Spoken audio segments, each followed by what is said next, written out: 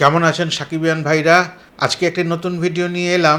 এই চতুর্দিকে বাংলাদেশে তুফান তুফান করে এই তুফানি ঝড়ের মধ্যে বাংলাদেশ কেমন আছে আসলে?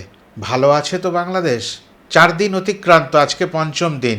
বাংলাদেশের আবহাওয়ায় এখন একটাই নাম, শাকিব খান আর তুফান। হ্যাঁ, তার স্রষ্টা রায়হান রাফিকে নিয়েও খুব উন্মাদনা রয়েছে সাকিবিয়ানদের মধ্যে, এবং যারা নিন্দুক ছিল তারাও অনেকে এখন সাকিব বন্দনা করছে। দেখলো যে সাকিব ছাড়া গতি নেই। এর মধ্যেই হলগুলোতে অন্যরকম একটা ছবি ভেসে উঠেছে। অন্যদের কথা বলবো না, আরও বাকি 4টি ছবি যে এসছিল আস্তে আস্তে করে সবাই বিদায় নিয়েছে। দু একটা হলে তবুও রয়ে গেছে। গতকাল রাত অবধি খবর হচ্ছে 20টা হল বাদ দিয়ে সারা বাংলাদেশের যত সিঙ্গেল স্ক্রিন হোক আর মাল্টিপ্লেক্স হোক সব পরিপূর্ণ তুফান দ্বারা। তুফানি ঝড় তো বইছে, বাকিদের অবস্থা খুবই শোচনীয়। যদি হিংসাহিংসি না করে একটা টেবিলে বসে নিয়ে বিষয়টা মিটিয়ে নেওয়া যেত, তাহলে কিন্তু মনে হচ্ছে রায়হান রাফি সাহেব বা শাকিব খান বা তুফানের বাকি টিম, প্রযোজনা সংস্থাগুলি কেউ কিন্তু অসহিষ্ণুতার পরিচয় দিতেন না। তো যাই হোক, পরিস্থিতি যেভাবেই এগিয়েছে সেইভাবেই চলবে। টিকিট নিয়ে উন্মাদনা রয়েছে।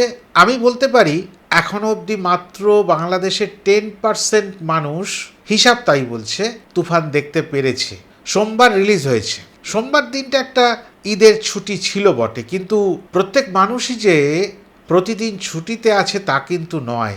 কর্মব্যস্ততা প্রত্যেকজনের আলাদা আলাদা রকমের। আজকে আমার ছুটি তো কালকে তোমার। তা ছুটি বের করে, সময় বের করে সিনেমাটা দেখার মতন সময় বুঝি আজ হবে, শুক্রবার। বিগত 4 দিনে, ঈদের দিনেও কি থাকে, মানুষের পরিবারের মধ্যে একটা ব্যস্ততা থাকে, আত্মীয় পরিজনের মধ্যে একটা ব্যস্ততা থাকে।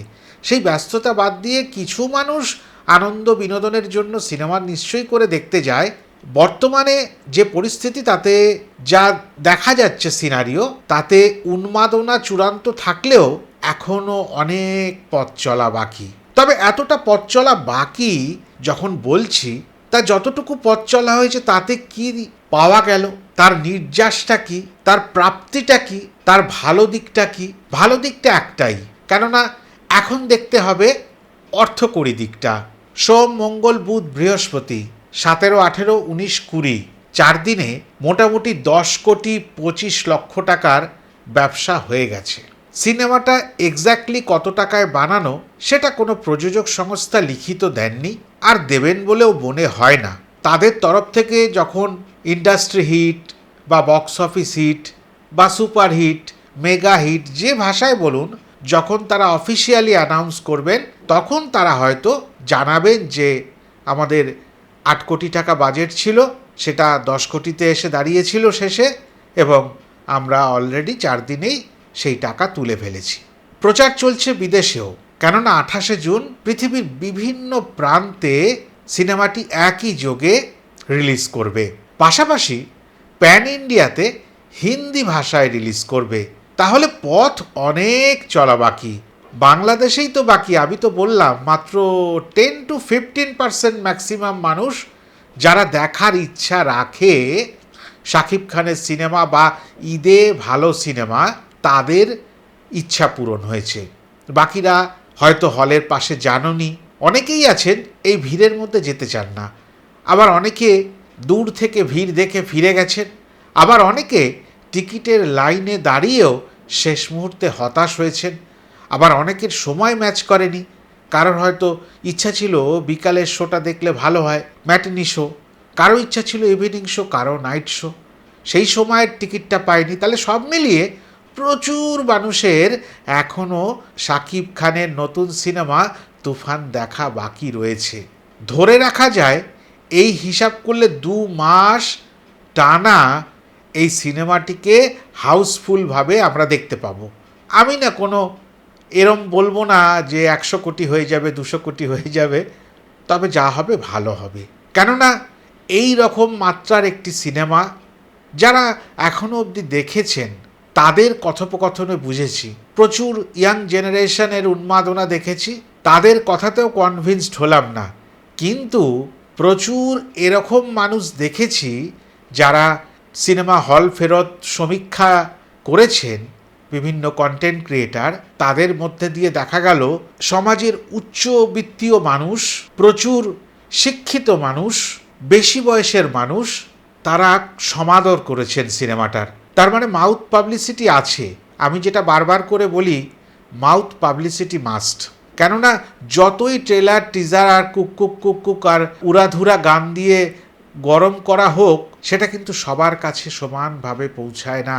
যতক্ষণ না এই 3-4 দিন সিনেমা দেখার পরে সাধারণ মানুষের মুখে মুখে, তাদের পাড়ায়, প্রতিবেশীর মধ্যে, আত্মীয় পরিজনের মধ্যে, বন্ধুবান্ধবের মধ্যে ছড়িয়ে যাবে, ততক্ষণে কিন্তু সিনেমাটাকে টোটালি হিট নাম বলা যায় না।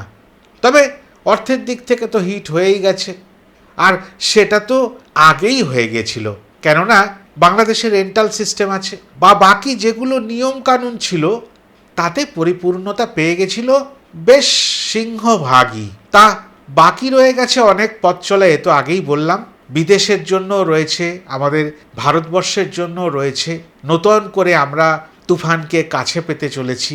বুক ভরা ভালোবাসা আশা নিয়ে বসে আছি, কবে 28 তারিখ আসবে, সেই পূর্ণ লগ্নে আমরা শাকিব খানের সিনেমা তুফান দেখব আমাদের কাছের প্রেক্ষাগৃহেতে।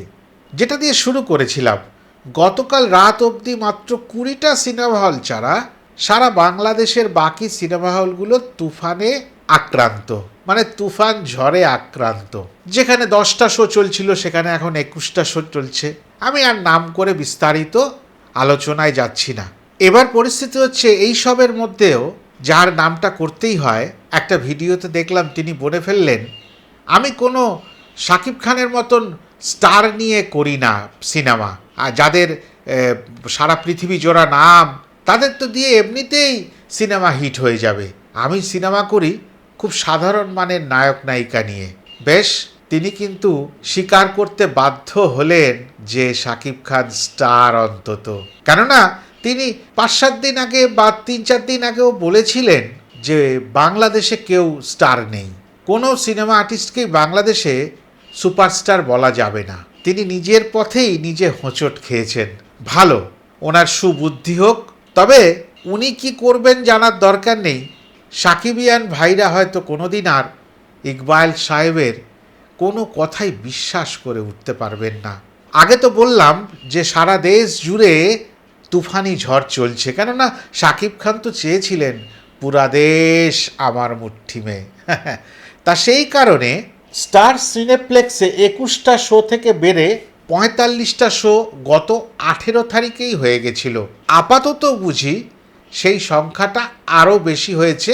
আপনারা জেনে কমেন্ট সেকশানে লিখবেন নিশ্চয়ই করে। যমুনা ব্লকবাস্টারে 6টা শো ছিল, 13টা শো হয়ে গেছে।